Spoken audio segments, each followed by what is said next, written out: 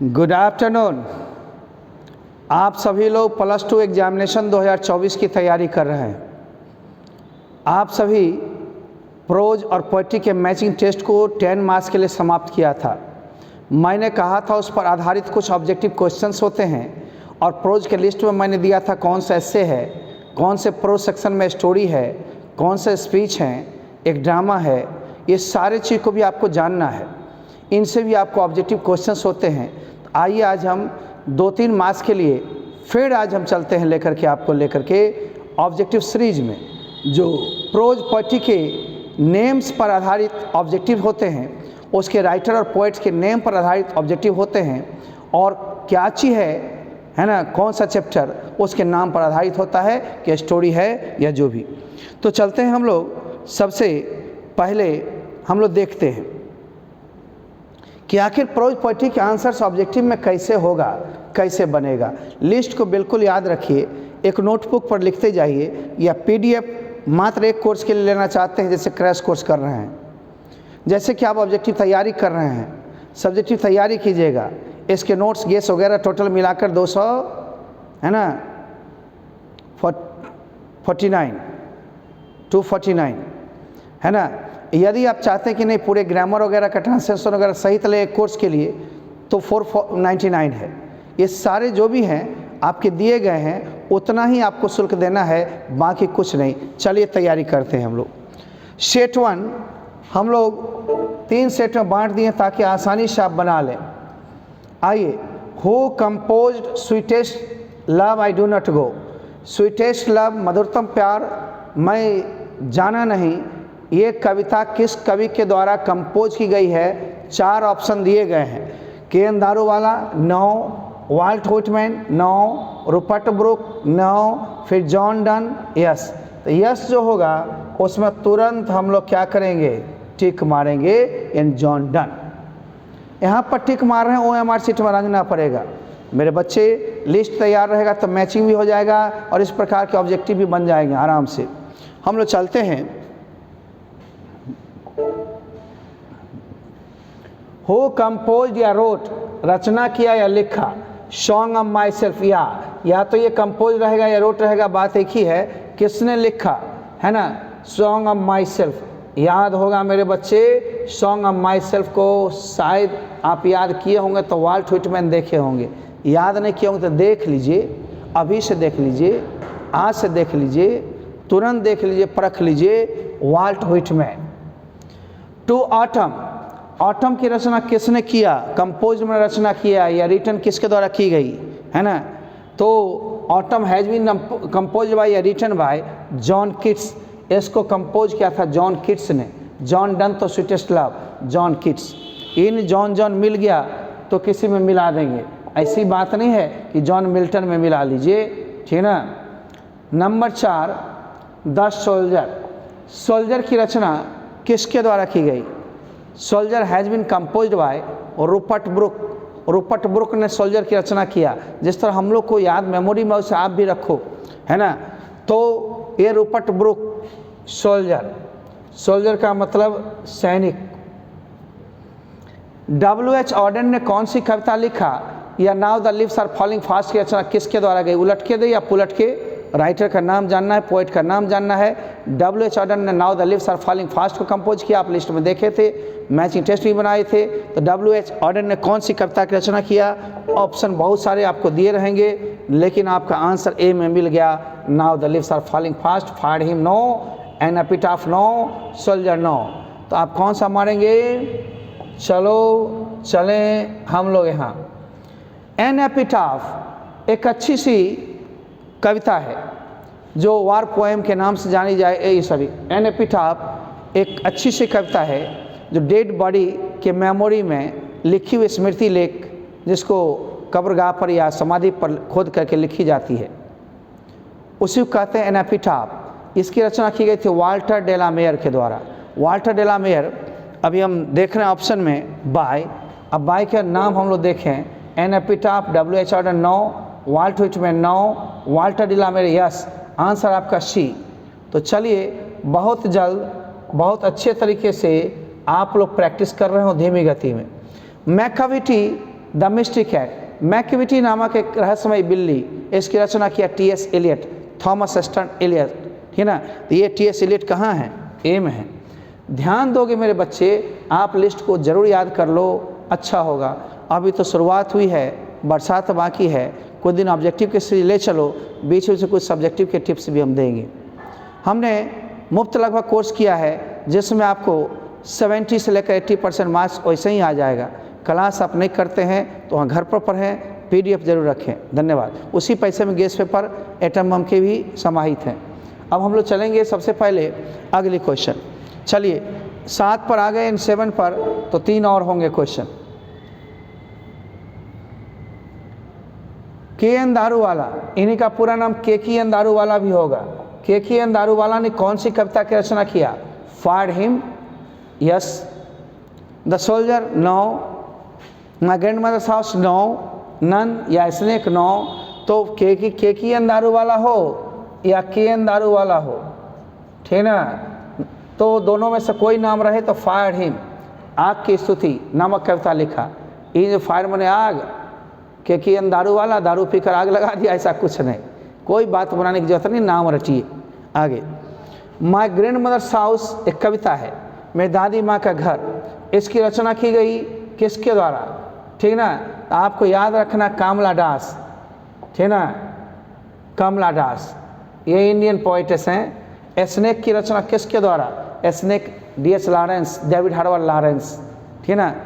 तो आप नाम याद रखो, ऐसा ऑब्जेक्टिव भी पूछे आप बना लोगे।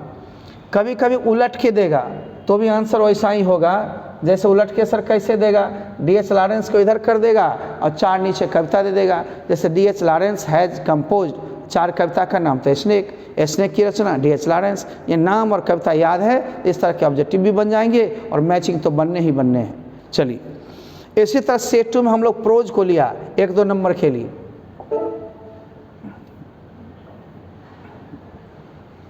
अब है इंडियन सिविलाइजेशन कल्चर, एक ऐसे है, ऐसे रहे न रहे, सीधे रहे। इंडियन सिविलाइजेशन कल्चर के को किसके द्वारा लिखी गई? तो महात्मा गांधी का आप नाम जानते होंगे, जिनका दूसरा नाम मोहनदास करमचंद गांधी था। इन्होंने लिखा था भारतीय सभ्यता और संस्कृति, जो एक निबंध भी है। तो इसके किसके द्वारा लिखी गई? ऑप्शन महात्मा गांधी, डॉक्टर जाकिर हुसैन नहीं।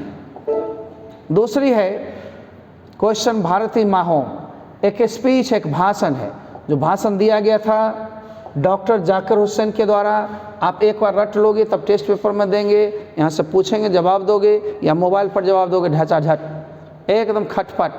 चलो हम लोग चलता है तीसरा, ए पिंच ऑफ स्नफ एक स्टोरी है, एक चुटकी नोइस, जिसको लिखा गया किन के द्वारा? बोलिए। Martin Luther King Junior, no.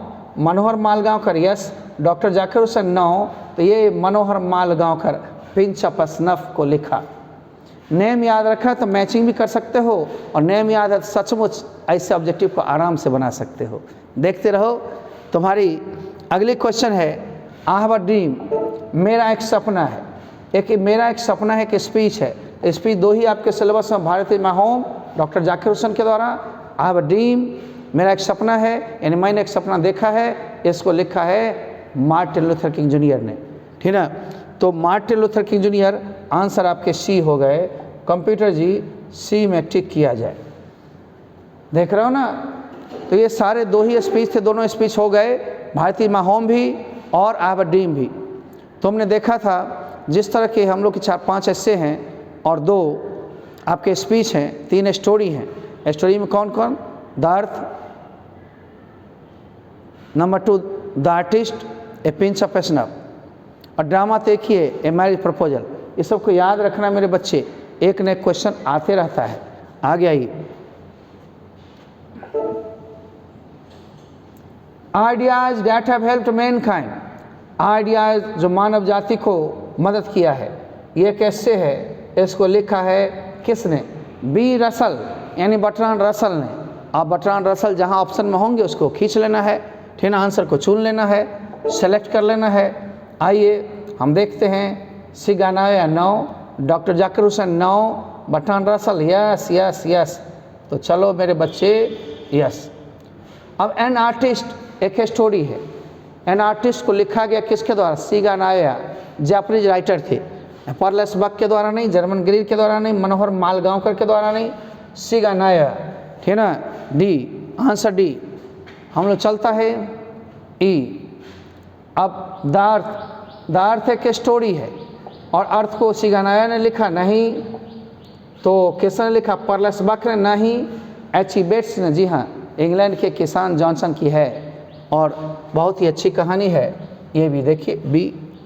A child is born, एक बच्चा को पैदा किया था, जन्म दिया जाता है, एक ऐसे है। यानी बच्चा जब जन्म लेता है, बड़ा होता है, फिर से बाप बन जाता है, फिर वो बच्चे को पैदा करता है। इस ऐसे में ये फोकस किया गया है ना। हर एक आदमी को एक जैसा रोल अदा करना पड़ता है। ये एक ऐसे है जिसको लिखा है किसने? जर्मन ग्रीर, ऑस्ट्रेलियन राइटर ने लिखी, ठीक ना। जर्मन ग्रीर देख रहे हो ना। तो आपको ऑप्शन कैसे मिलता है, याद करेंगे लिस्ट तब। अब 2-3 और है। 9th में आ गया, India through a traveller size, Bharat एक यात्री के नज़र से। यह एक अमेरिकन राइटर के द्वारा लिखा गया था। यह भी एक ऐसे है जो अमेरिकन राइटर ने लिखा, जो भारत को देखा, परखा, उस स्थिति को वर्णन किया, अपनी आंखों से जो देखा है। इस निबंध को लिखा है अमेरिकन राइटर जिसका नाम है पर्ल एस बक। तो पर्ल एस बक को हम लोग चुनते हैं। कहाँ है पर्ल एस बक? आइए, ए में ही है। ए में है कंप्यूटर जी। एस का आंसर लीजिए। ए मैरिज प्रपोजल एक ड्रामा है, एक विवाह का प्रस्ताव एक ड्रामा है। और इस ड्रामा को लिखा किसने सही में मालूम? एंटन चेखव, एक रशियन राइटर, एक रूसी लेखक थे। शुरू में तो डॉक्टर थे और ड्रामा में भी कॉमेडी है, ये हास्य व्यंग वाली नाटक है। आप देखते हैं इसको, एंटन चेखव। आइए हम लोग चलता है आराम से, ये ले लिया ठीक। इसके बाद हम लोग बढ़ेगा। हाउ फ्री द प्रेस, एक ये भी ऐसे है जिसको लिखा गया है डोरोथी एल्सियर्स। इसमें बताया गया मात्र ब्रिटिश प्रेस ही एक फ्री है, सिंगुलरली फ्री है, बाकी प्रेस पर अंकुश है। प्रेस कैसे फ्री है इसको फोकस किया है इसमें डोरोथी एल्सियर्स ने। अतः लिखा गया डोरोथी एल्सियर्स। सेट 3 की बात है तो इसमें हम प्रोज के ही अंश को रखे हैं, लेकिन एक क्वेश्चन ऐसा भी पूछता है कि इंडियन सिविलाइजेशन कल्चर क्या है। तो आपने देखा है ऐसे है, स्टोरी है नहीं, नॉवल है नहीं, पोएम है नहीं, ये पूछेगा क्या है। तो 4 ऑप्शन में देखो, स्टोरी, ड्रामा, एसे, पोइट्री। इसमें यदि पूछा जाए तो यह एक निबंध है। निबंध का इंग्लिश ऐसे होता है। भारतीय माय होम क्या है? तो भारतीय माय होम एक स्पीच है जो डिलीवर किया गया था डॉक्टर जाकिर हुसैन के द्वारा। इस तरह याद रखना है मेरे बच्चे। इन सब से एक आध क्वेश्चन पूछ देता है तो आराम से रगड़ लोगे, ठीक ना। स्पीच। फिर पिंच ऑफ स्नफ क्या है? एक चुटकी नोइस, सूंघनी जो होता है, खैनी का महीन बुरादा, नानू काका सूंघते हैं, बुद्धिवर्धक चूर्ण, और उस पर फोकस कहानी को किया गया है। चूँकि नानू काका बहुत ही बाग छात्री हैं, एडवेंचरस से भरे हुए हैं, साहसिक काम जोखिम भरे कार्यों से, ठीक है ना। आगे आइए, कहानी जब सुनिएगा तब। तो ये कहानी है, स्टोरी है। अब हम लोग लेंगे चौथा, आई हैव ए ड्रीम, मेरा एक सपना है, यानी मैंने एक सपना देखा है। इसको किसने स्पीच दिया है, डिलीवर किया है? तो इस स्पीच को डिलीवर किया गया मार्टिन लूथर किंग जूनियर के द्वारा, लेकिन वो एक स्पीच है, आ रहा है आपको ऑप्शन में, देखते रहिएगा। बस तुरंत 4 मिनट के अंदर ये हो जाएगा, तीनों सेट समाप्त। देखिए, आई have a dream, I have a dream एक स्पीच है, बस 2 ही स्पीच था, भारतीय माय होम और ये आई हैव ए ड्रीम, मेरा एक सपना है। Ideas that have helped Mankind, ये भी एक ऐसे है जो विचार मानव जाति को मदद किया है, और विचार के बल पर ही मानव मानव है, सबसे बढ़कर उच्च श्रेणी में है, तो उसके अंदर आइडियाज है। तो चलिए, ये एक ऐसे है, अतः स्पीच नहीं, स्टोरी नहीं, ड्रामा नहीं, नॉवेल नहीं, कुछ नहीं। छठी है द आर्टिस्ट। द आर्टिस्ट क्या है? एक स्पीच है, नो। आर्टिस्ट क्या? ड्रामा है, नो। ऐसे है, नो। स्टोरी है, yes. A pinch of snuff, the artist and the earth story है। I have a dream, Bharat is my home क्या है, ये दोनों स्पीच है। और एक मैरिज पर्पल ड्रामा है, ड्रामा में कॉमेडी है, और बाकी जो 5 बच गया एसेज है। बस इस तरह याद रखिए।